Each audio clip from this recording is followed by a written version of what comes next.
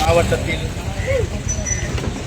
அளவில் காமராஜ் விருது வாங்கிய அருமை சகோதரி சரிப்பா அவர்களுக்கு இங்கே பாராட்டு விழா நடைபெற்றிருக்கிறது.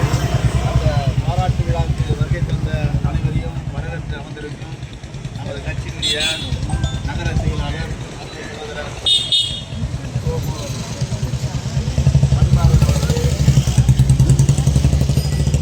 நகர துணை செயலாளர்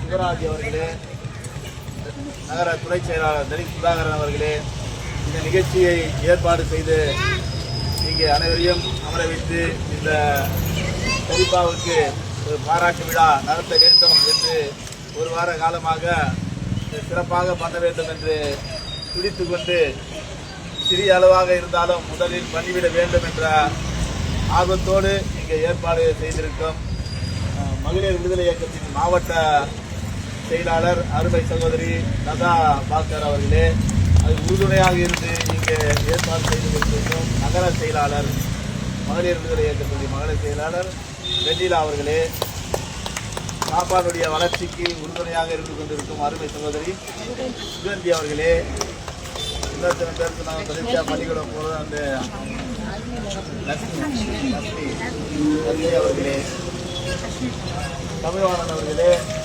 ரவி அவர்களே, கதாமணி அவர்களே, இங்கே வருகை தந்துள்ள அனைத்து தாய்மார்களுக்கும் இளவரசன் ஊடக மையத்துடைய பொறுப்பாளர் இளவரசன் அவர்களே, கார்த்தி அவர்களே, வருகை தந்த அனைவருக்கும் என்னுடைய காலை வணக்கத்தை தெரிவித்துக் கொள்கிறேன்.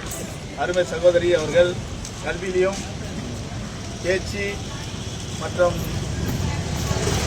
ஒழுக்கம் மற்ற அனைத்து ஒரு பள்ளியில் ஒரு மாணவி எப்படி இருக்க வேண்டும் என்பதற்கு எடுத்துக்காட்டாக விளங்கியதற்காக மாவட்ட அளவில் பரிசு பெற்றிருக்கிறார் என்றால் மிக சிறப்பான பரிசு.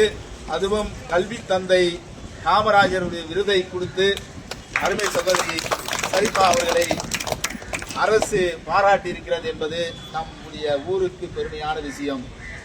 நமது பகுதியில் ஒரு பெண் மாவட்ட அளவில் கல்வியிலும் தன்னுடைய நடவடிக்கைகளிலும் சிறந்த மாணவியாக திகழ்ந்திருக்கிறார் இந்த ஆண்டில் என்று சொல்லும்போது மிகப்பெரிய பெருமையை அளிக்கிறது.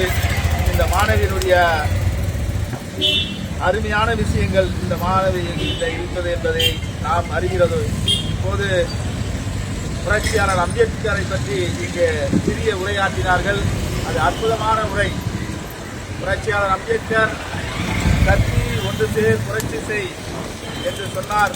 முதல் கல்விதான் மிகப்பெரிய ஆயுதம். அந்த ஆயுதத்தை நீ கையில் எடுத்து சிறப்பாக படித்து மிகப்பெரிய ஒரு மாற்றத்தை ஏற்படுத்த முடியும் இந்த சமூகத்தில் என்பதை புரட்சியாளர்